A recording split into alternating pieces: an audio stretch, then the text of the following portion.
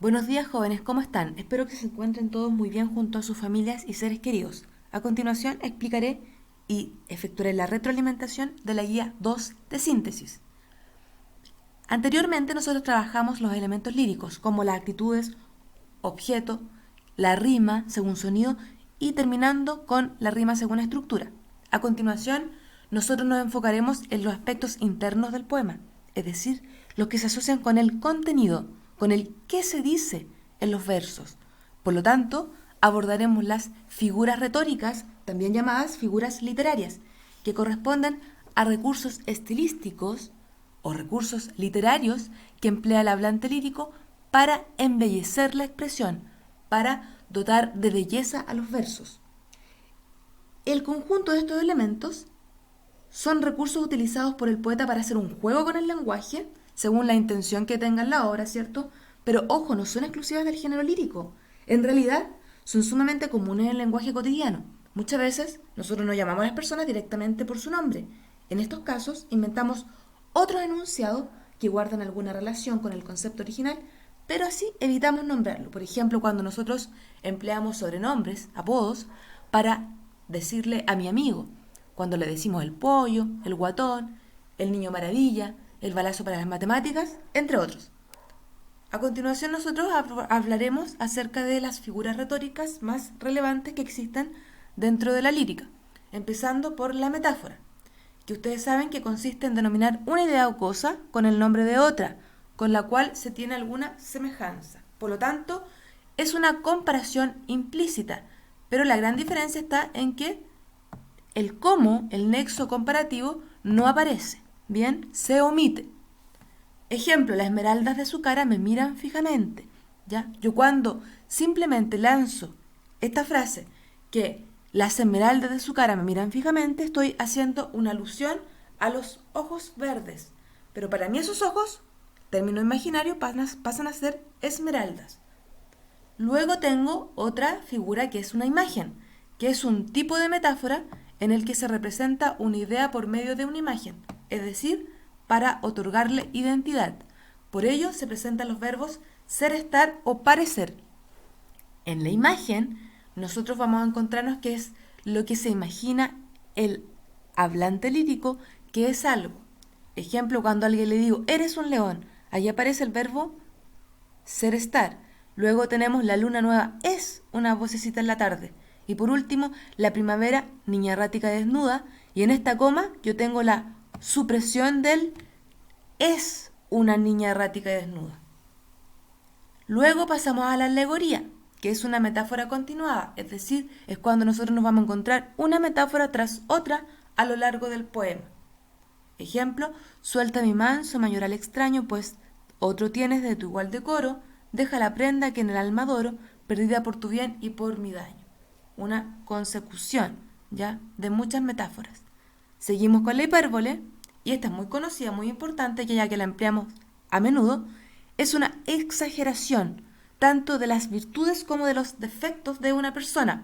Por lo tanto, cuando aumentamos o disminuimos la verdad para causar mayor impresión. Ejemplo, mi llanto ya no consiente márgenes ni orillas, inundación será la de mi canto, inundación con este llanto, ¿cierto? Por lo tanto, eso es una exageración. Lo mismo cuando yo digo, en la disco no cabía ni un alfiler, ¿ya? Me muero de hambre, me muero de frío. Luego pasamos al hipérbaton, que es una alteración al orden lógico de las palabras. Recordemos que el orden lógico está constituido generalmente por el sujeto, verbo, predicado. ¿Qué hacemos ahora? Cambiamos este orden gramatical ya de los componentes de la oración. Por lo tanto, decimos, volverán las oscuras golondrinas en tu balcón sus nidos a colgar. Es una frase que está desordenada. Lo mismo cuando yo digo, Inés, tus bellos ya me matan ojos. ¿Qué quiero decir allí? Inés, tus bellos ojos ya me matan. Por lo tanto, es cuando cambio el orden. Luego sigo con una comparación o símil cuando yo sí establezco una comparación entre dos ideas, y esta es una comparación explícita, ¿cierto? A partir de un elemento comparativo, un nexo, como un como, un así como, tal como parece, igual que, tal cual, etc. Ejemplo, hay algunos que son como los olivos, que solo a palos dan fruto. Aparece entonces el nexo comparativo. Sigo con la personificación o prosopopeya, que es cuando le atribuimos cualidades humanas a seres inanimados, a objetos. Bien, por lo tanto, nosotros cuando le otorgamos vida a estos seres, a partir de que estos ejecutan acciones que son propias de los humanos. Bien, ejemplo, abro la puerta en otra tierra y pasa la niebla con sus dedos repentinos. Se sienta aquí sobre una silla sola y me mira.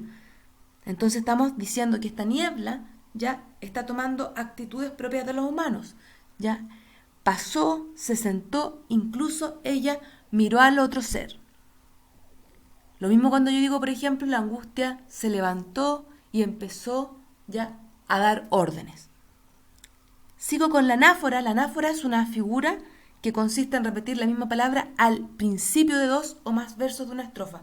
Por lo tanto, yo me tengo que fijar en si la palabra del inicio se repite o no. En este caso, por una mirada a un mundo, y después nuevamente tengo por una sonrisa a un cielo, yo tengo la repetición del por una. Por eso allí decimos que va a establecerse una anáfora, porque hay una repetición de una misma palabra, o puede ser una o más palabras, al inicio de los versos.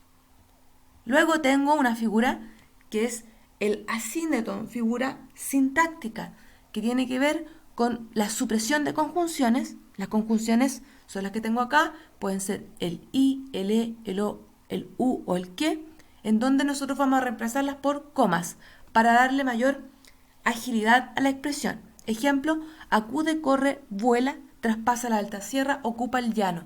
Por lo tanto, cada vez que nosotros nos encontramos con que se suprimen las conjunciones, estamos ante un asíndeton. Lo contrario es el polisíndeton, que es cuando nosotros repetimos muchas conjunciones. Hay muchos i, e, ni, que, entre otras, sin necesidad gramatical. Ejemplo, y el sueño huyó de sus párpados y perdió el apetito, y la fiebre se apoderó de su cabeza y se volvió loco y se murió. Por lo tanto, muchas veces repetimos el nexo i. Luego seguimos con una ironía, que es cuando decimos lo opuesto a lo que se siente, pero suponiendo que el interlocutor entiende lo que es verdadero.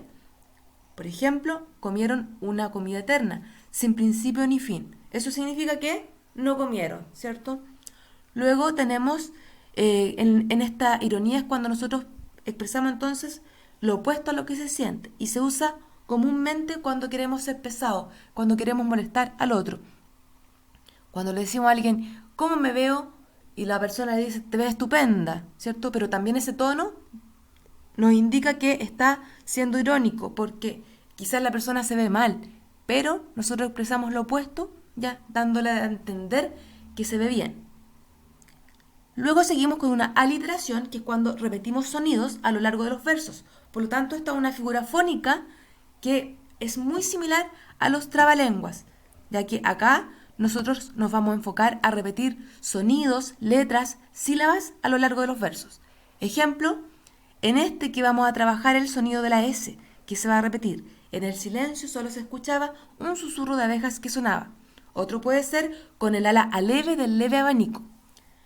La siguiente es la onomatopeya, es cuando nosotros reproducimos sonidos de la naturaleza, es decir, imitamos estos sonidos. Ejemplo, toc toc, guau guau, plap plap, ya, cuando tocamos la puerta, ¿cierto? Acá, cuando ladra un perro, etc.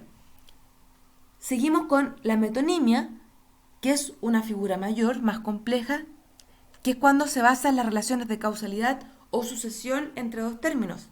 Y acá nosotros vamos a designar una cosa objeto con el nombre de otras por la existencia de alguna relación de efecto de causa.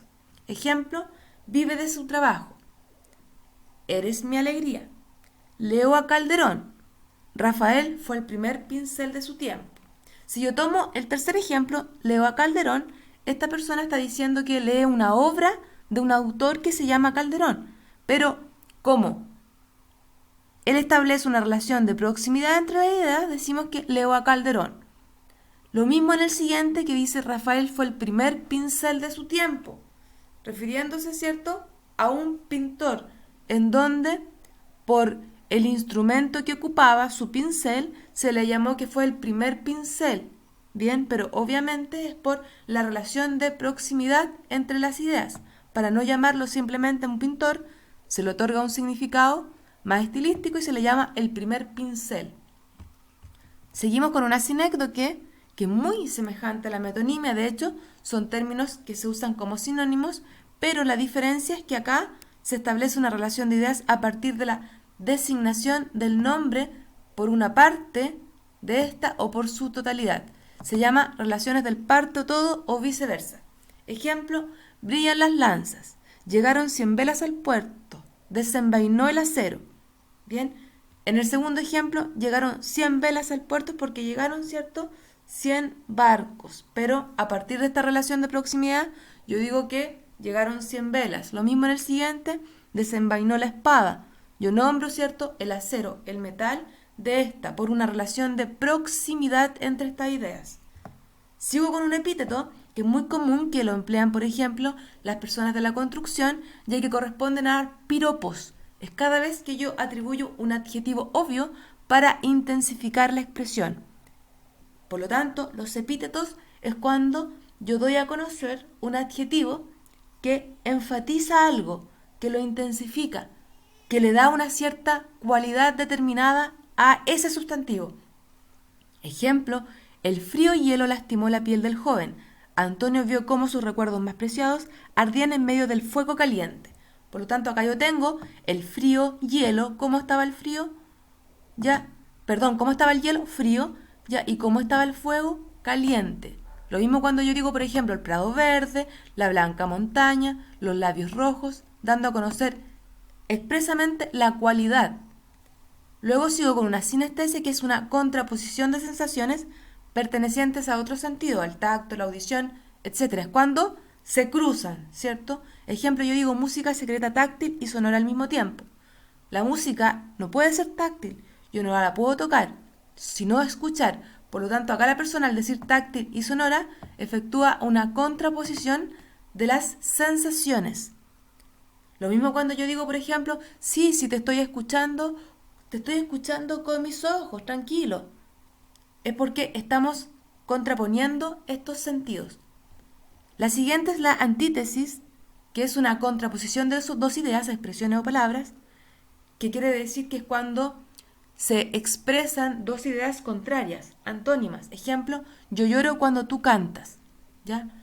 Puede ser otro ejemplo, en cuna y sepulcro un botón hallaron. Cuna, nacimiento, y sepulcro, muerte. ¿Ya? Por lo tanto, dos ideas que se van a oponer. Y finalmente tenemos la interrogación retórica, que es una pregunta abierta que incentiva la reflexión. Da a conocer un giro interrogativo para expresar una afirmación con mayor vehemencia. Ojo, esta muchas veces no tiene respuesta, sino que deja pensando al lector. Ejemplo, ¿qué se hizo el rey Don Juan? Los infantes de Aragón, ¿qué se hicieron? ¿Qué fue de tanto galán? ¿Qué fue de tanta invención?